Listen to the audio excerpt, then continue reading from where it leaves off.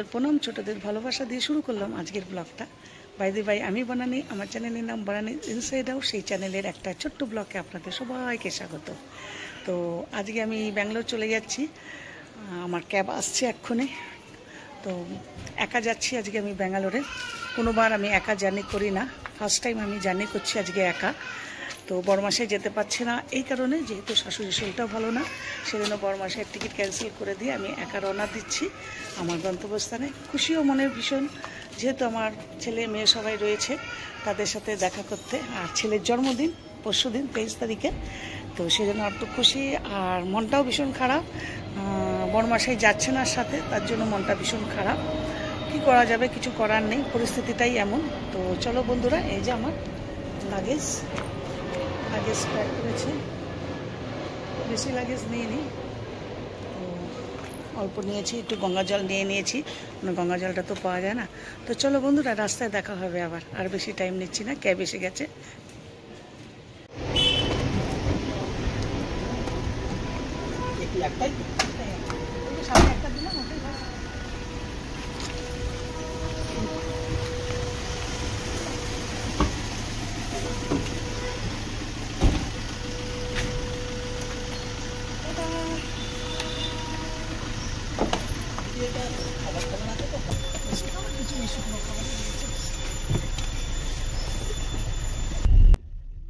তো বেরিয়ে পড়লাম দুগ্গা দুগ্গা করে।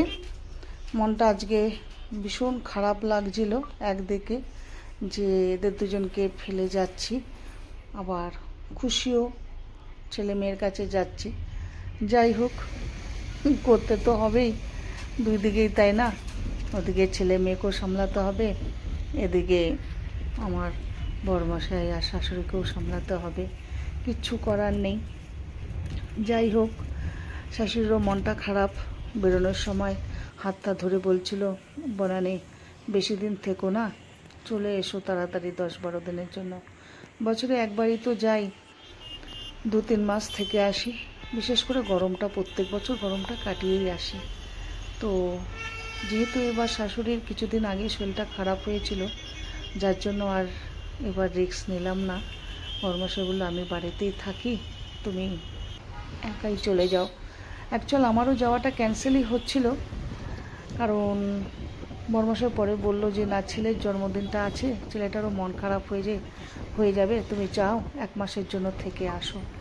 তারপরেই আবার প্রোগ্রামটা ক্যান্সেল করে, টিকিটটা ক্যান্সেল করলাম আমারটা, আমি বেরিয়ে পড়লাম ছেলে মেয়ের কাছে। আর এদিকে আমি একটু হাওড়ার ব্রিজের ভিডিও তুলছিলাম। তো আমার ক্যাবের ড্রাইভার বলছিল, ম্যাডাম হাতটা বেশি বাইরে রাখবেন না, অনেক চোর থাকে কিন্তু, ছিনিয়ে নিয়ে পালাবে। তাড়াতাড়ি করে হাতটা ঢুকিয়ে নিলাম, বাস। খুব একটা জ্যাম ছিল না, ভালোভাবেই পৌঁছে গেলাম হাওড়া স্টেশনে। তো আসার পর যখন দেখা, অ্যাকচুয়াল আমার টিকিটটা ছিল RAC। তো এবার দেখছিলাম যে দেখি তো ঠিক টাইমে দিচ্ছে কিনা, মেসেজটা আমরা ফলো করিনি। ফলো করলে খুব ভালোই হতো, তাহলে কি হতো, এত সকাল সকাল উঠতেও হতো না, আর এত তাড়াহুড়া করে বেরোনোও হতো না। বেশ একদম ধীরে সুস্থে রান্না বান্না করে, শাশুড়ির একটু দুপুরের খাবার দাবার ব্যবস্থা করে আমরাও একটু টিফিন খেয়ে বেরোতে পারতাম। তো তারপরেই যখন বড়মশাই দেখে বলল, হায় রে কপাল, এ তো ট্রেন তো আসবে 12:30টার সময়। বললাম, যা, এত তাড়াতাড়ি কী করব, এত তাড়াতাড়ি পৌঁছে গেলাম।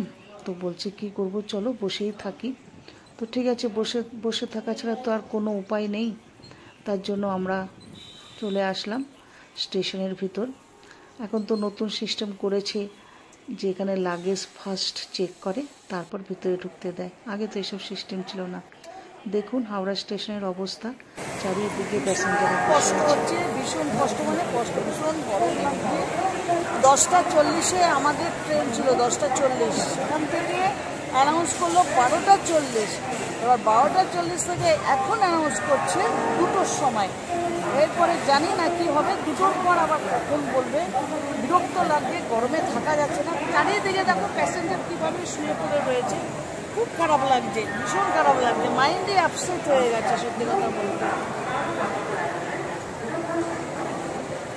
কালকে আমার পৌঁছানোর কথা 4টে নাগাদ। জানি না কালকে আমি কটার সময় পৌঁছবো, কী করবো বুঝে পাচ্ছি না। সত্যি কথা, পরের দিন ছেলের জন্মদিন, আমি কালকে পৌঁছেই রাত্রেবেলায় ছেলের পায়েস টায়েস বানাবো বলে গুড় টুড় সব নিয়ে নিয়েছি। এখন জানি না শুক্র ভিতর গুড় গলে টলে কী অবস্থা হচ্ছে, কিচ্ছু বুঝে উঠতে পারছি না। ভীষণ খারাপ লাগছে মনটা।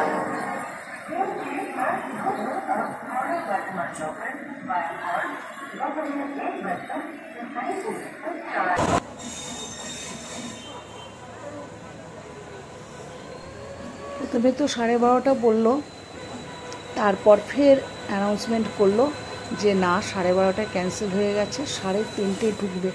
তো বুঝতেই পারছেন কী অবস্থা পরিস্থিতি আমাদের হয়ে গিয়েছিল।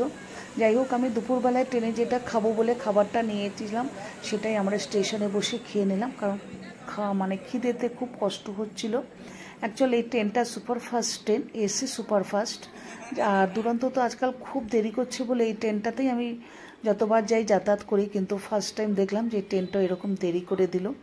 আর এই ট্রেনটা হাওড়া থেকে ছাড়ে সোমবার আর ব্যাঙ্গালোর থেকে ছাড়ে বুধবার। তো 10:40 ছাড়ার কথা ছিল, সেটা 3:30 আসলো। যাই হোক, এই ট্রেনে কোনো খাবার দাবার দেয় না, কিন্তু ফুল ট্রেনটাই এসি, প্রচণ্ড পরিষ্কার পরিচ্ছন্ন আর খুব সুন্দর সিস্টেম, খুব ভালো লাগে। তার জন্য এই ট্রেনটায় আমরা টিকিট কেটে এই ট্রেনটাতে যাতায়াত করি। যাই হোক, কী করব, আজকে কপালের দুর্গতি ছিল, তাই এত দেরি হয়ে গেল। যাক, ট্রেনটা ঢুকে গেল। এবারে দোকা দোকা করে আমরা ভিতরে ঢুকে যাব। আর আমার এবারে উপরের সিট পড়েছে, নিচের সিট পড়েনি, তাই জন্য একটু টেনশন ছিলাম, কারণ উপরে ওঠা নামা খুব অসুবিধাই হয়। যাই হোক, এখানে তো বসেছি, দেখি এইদিকে যদি অন্য কেউ আসে, যদি অ্যাডজাস্ট করা হয় তাহলে একটু অ্যাডজাস্ট করে নেব, আর নাহলে সারাদিন নিচেই বসে থাকবো, শোয়ার সময় উপরে চলে যাব। তো আমার তো 2 এসি ছিল, তো ভালোই ছিল। আর বেশ আশেপাশে আমার প্যাসেঞ্জার মানে যারা যাচ্ছে আমার সাথে তারা ভালোই ছিল, ভালোই লাগছিলো। আর এদিকে ফোন করে সমানে ফোন করছে ছেলে মেয়ে যে মামি ট্রেন ছেড়েছে, তাই ওদের একটু ফোন করে বললাম হ্যাঁ ট্রেন এসে গেছে। তো এবার ট্রেন ছাড়ার টাইম হচ্ছে, আর ভীষণ মনটা খারাপ লাগছে। বরবাসায় এখন এতক্ষণ আমার সাথে ঠিকঠাক ছিল সকাল থেকে, ট্রেনে উঠিয়ে নিচে নেমেই মুখটা এতটাই শুকিয়ে গেল যে ওর মুখ শুকনো দেখে আমারও মুখটা শুকিয়ে গেল, খুব খারাপ লাগছিল। যাই হোক, দুগা করে ট্রেনটা তো ছেড়ে দিল। ঈশ্বর জানে কটার সময় গিয়ে পৌঁছবে আমার এই ট্রেন কাল। তো কী আর করব, চললাম একা একা, লাইফে ফার্স্ট টাইম একা জার্নি। খুব মনটা খারাপ। আমার বরমাসের জন্য করুণ মুখে আমার দিকে তাকিয়েছিল একদম, বারবার বলছিল গিয়ে টিকিটটা কাটবে, তাড়াতাড়ি ফিরবে। তো বন্ধুরা, চললাম, আপনাদের সবাইকে টাটা বিদায় করে কলকাতা ছেড়ে ব্যাঙ্গালোর। আর প্রত্যেক বছরই যাই ব্যাঙ্গালোরের, এটা কোনো ইয়ে নেই, কিন্তু এবার এদের ছেড়ে যাচ্ছি বলে মনটা ভীষণ খারাপ লাগছে। হ্যাঁ বন্ধুরা, আপনারা যেখান থেকে দেখছেন না কেন আমাকে প্লিজ একটু কমেন্টে লিখবেন, তাহলে কি হবে, আপনাদের থ্যাংক ইউ আর ভালোবাসা দিতে আমি আপনাদের কাছে পৌঁছে যেতে পারবো। আর ভালো লাগলে অবশ্যই একটা লাইক কমেন্ট করবেন, শেয়ার করতে ভুলবেন না। আর সাথে থাকবেন, পাশে থাকবেন, সব সময় সাপোর্ট করবেন আমাকে, যাতে আরও কিছু ভালো ভিডিও আপনাদের সামনে তুলে ধরতে পারি, এইভাবেই যেন এগিয়ে যেতে পারি। তো বাস, এবার একটু ট্রেনটা বসে একটু চা নিয়ে নিলাম, মাথাটা ভীষণ ধরেছিল, চা খেতে খেতে চলি, তারপরে দেখা যাক কি করা যায়। তো চলুন বন্ধুরা, আপনারাও এই গরমে সবাই খুব সাবধানে থাকবেন, সুস্থ থাকবেন। আর আমিও অবশ্যই ভালো থাকার চেষ্টা করব, তবে মন প্রাণটা তো পড়ে থাকবে এই দিকটা। ছেলে মেয়ে পেয়ে যেমন আনন্দ উপভোগ করব, তেমনি মনটাও এদিকে পড়ে থাকবে। তো চলুন, টাটা, বাই বাই।